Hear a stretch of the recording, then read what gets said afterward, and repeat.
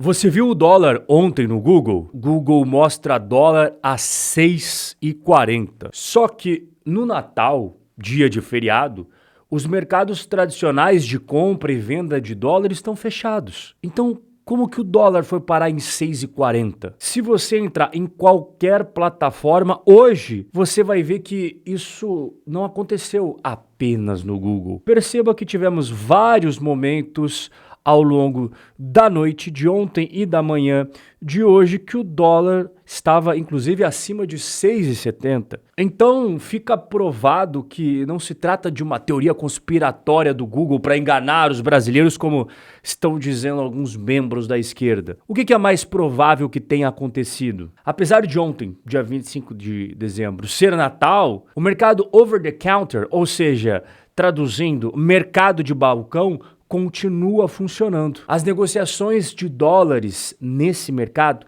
não param nunca, 24 horas por dia e não fecha nem feriados. Portanto, é muito provável que as plataformas terceirizadas de cotação do dólar pegaram esses dados do mercado de balcão. Portanto, é muito provável que no mercado de balcão o dólar realmente tenha chego a 6,40 e depois 6,70, como mostrou o Google e as outras plataformas terceirizadas que qualquer um aí tem acesso através da internet. Agora que está esclarecida essa história de dólar a 6,70, precisamos falar sobre o derretimento da moeda brasileira ao longo desse ano de 2024 e pegando aqui inclusive a cotação do próprio Banco Central. O dólar está sendo negociado acima de R$6. E ao longo de todo esse ano de 2024, você viu diante dos seus próprios olhos o derretimento da moeda brasileira. Aqui está na tela para você o quanto que o dólar valorizou neste ano de 2024, mais de 25%. Apenas de ter comprado a moeda no começo do ano já ia trazer isso de rentabilidade para você. Daqui a pouco eu vou mostrar o quanto que você teria ganhado muito a mais se tivesse investido esse dinheiro ao invés de guardar esses dólares ali na sua casa. Desvalorização do real causa saída em massa de investimentos para os Estados Unidos. E aqui existem dois principais motivos que estão culminando com o brasileiro mandando dinheiro para fora sem hesitar. A primeira é o temor fiscal que estamos observando no Brasil, as contas públicas, o cenário não é nada bom e junto com isso nós temos a volta de Donald Trump à Casa Branca. Enquanto que os problemas nas contas públicas no Brasil fazem o real se desvalorizar, a volta do Trump e toda a sua política econômica faz o dólar se fortalecer.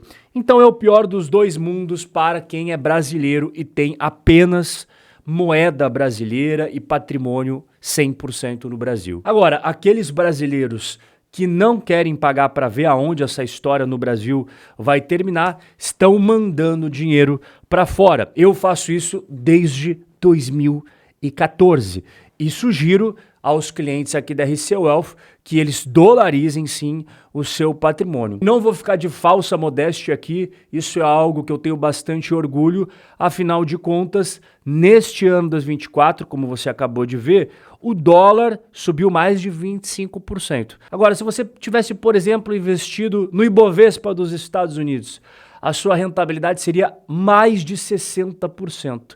E é claro que criptomoedas, como por exemplo o Bitcoin, uma rentabilidade que beira os 200% nesse ano. E quando você pega os dados de quanto dinheiro que os brasileiros enviaram para o exterior para realizar investimentos, não estamos falando aqui de gasto com turismo, gasto em viagens, comprando as coisas, não. É apenas dólares enviados para investir.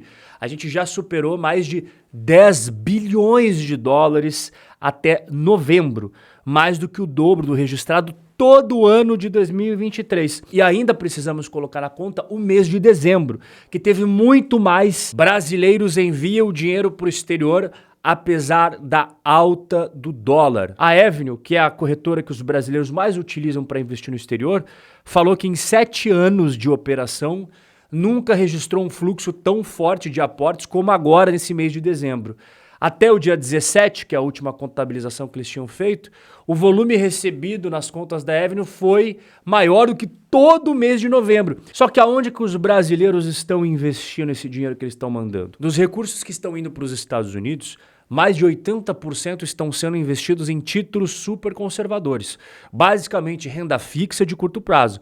Os Treasuries, que são títulos do Tesouro Americano, e também em dívida de empresas americanas que nós chamamos de bonds. E esse ano de 2024, o nosso real brasileiro conseguiu a proeza de ganhar um título de moeda com pior desempenho, como destacou a The Economist, uma das revistas mais importantes do mercado financeiro global. E falando em mídia internacional, nos últimos dias, a mídia gringa está dando um grande destaque porque está acontecendo dentro do Brasil. E o mais curioso é que tem muito brasileiro que não faz a menor ideia do que está acontecendo, enquanto que os gringos já estão bem atentos ao cenário caótico que nós temos em terras brasileiras. Mídia internacional dá destaque para a crise fiscal e a queda do real. A The Economist trouxe na sua reportagem aqui por que a moeda do Brasil está despencando. As políticas fiscal e monetária agora estão em conflito direto. Também tivemos o Financial Times trazendo a reportagem Medo no Mercado. Insuficiência fiscal do Brasil leva a real brasileiro ter novas mínimas. Presidente enfrenta o maior desafio de seu terceiro mandato como líder. O Wall Street Journal também abordou a situação brasileira. Crise cambial força o líder do Brasil a fazer o impensável, cortar gastos. Moeda brasileira atinge o menor nível em 30 anos após gastos acelerados com pensões e serviços sociais. É assim que os americanos chamam todas aquelas bolsas e assistencialismos que nós temos no Brasil. E se aprofundando um pouco mais nessa incrível reportagem do Wall Street Journal, eles dizem que o Lula e seus aliados de esquerda no Congresso gastaram generosamente com pensões e benefícios sociais desde que ele ganhou do Bolsonaro nas eleições de 2022. Mas as preocupações com o déficit crescente no Brasil têm afundado a moeda da maior. E para finalizar essa cobertura da mídia internacional, tivemos essa reportagem bombástica aqui do Wall Street Journal. O que está por trás do colapso no Brasil? Uma reforma fiscal decepciona os investidores enquanto os tribunais tomam lado na política. De todas as reportagens, essa aqui foi a mais polêmica, a mais impactante, e eu vou trazer aqui um trecho principal dela para você, que explica o porquê nós estamos observando um colapso no Brasil. O gatilho foi um pacote de gastos que ficou muito aquém do necessário para fechar um enorme buraco. Com um déficit nominal de 9,5% do PIB, mais do que o dobro do que quando Lula assumiu o cargo há 2 anos, e sem um plano confiável para ajustá-lo, o Brasil enfrenta uma profunda crise fiscal. Eles concluem que a próxima eleição presidencial, que está marcada para outubro de 2026, faz com que o Lula tenha tempo para ajustar o rumo. Acontece que não está claro se a estabilidade do real e a contenção de gastos são prioridades para ele. Ele é um populista de esquerda, cuja única receita para vencer eleições competitivas envolve gastos excessivos. Então eu percebo que a mídia internacional, os gringos, estão trazendo reportagens muito mais completas, profundas e críticas do que a gente vê na própria mídia, principalmente naquele grande meio de comunicação que é onde a maior parte dos brasileiros se informa. Mas aquela unanimidade que nós tínhamos há um tempo atrás na grande imprensa também está se esfacelando em alguns meios bem tradicionais. Não são tão poderosos quanto aquele famoso, mas também são muito importantes, como por exemplo esse aqui. Ninguém afasta o risco do mercado brasileiro se deteriorar no ano que vem, em 2025, e ser uma repetição de 2015. Vamos se aprofundar um pouco mais nisso daqui. O mercado brasileiro está encerrando esse ano de 2024 sobre um estresse agudo, com o governo Lula no meio de uma grave crise de credibilidade fiscal. Mas o pior é que ninguém afasta o risco de 2025 ser ainda mais turbulento, numa repetição de 2015, primeiro ano do segundo mandato de Dilma Rousseff. Naquela ocasião, o ambiente econômico se deteriorou de tal forma e velocidade que acabou contribuindo para o processo político de impeachment. Só para refrescar a sua memória, quem viveu aquele momento lembra o caos que foi. Inflação subiu mais de 10%, o PIB afundou quase 4% e o dólar disparou na casa de 50%. E o ano de 2025 já começa, passadas as festas de fim de ano e as férias do pessoal, com mais alta de taxa Selic. Hoje, a Selic está em 12,25. Começo de dezembro teve o aumento, como a gente conversou aqui. Para quem que é bom essa volta de taxa de juros subindo? Para quem tem dinheiro e investe em renda fixa pós-fixada. Pode ser Tesouro Selic, CDB pós, LCI, LCA pós. Agora, para quem que é ruim? Para as pessoas e empresas que precisam de crédito, empréstimos e financiamento. Então, aquelas pessoas e empresas que têm caixa e podem investir, essas daí vão ser beneficiadas. Agora, pessoas e empresas que precisam levantar dinheiro junto aos bancos, financiamentos, empréstimos, essas acabam se lascando nesse momento. E a próxima reunião será no dia 29 de janeiro. E o mercado já está apostando que teremos uma alta de mais 1 ponto percentual. Mas até onde vai chegar? Nos últimos dias, as principais instituições financeiras do nosso Brasilzão estão trazendo as suas revisões de projeção Selic, então saindo lá de trás e vindo para os dias mais recentes. A XP atualizou para 15%, o Itaú atualizou em 15%, depois o Bradesco foi para 15,25% e o mais recente, há 5 dias atrás, foi o Santander, que colocou a Selic a 15,50%. Lembra que eu acabei de falar para você que quem tem caixa, quem tem grana para investir, se dá bem nesse momento. E quem precisa viver de empréstimo, se dá mal. E quem é aquele que mais precisa de empréstimo no Brasil? O mais endividado de todo mundo? O governo. E cada 1 ponto percentual de aumento da Selic faz com que o custo da dívida pública suba 50 bilhões de reais por ano.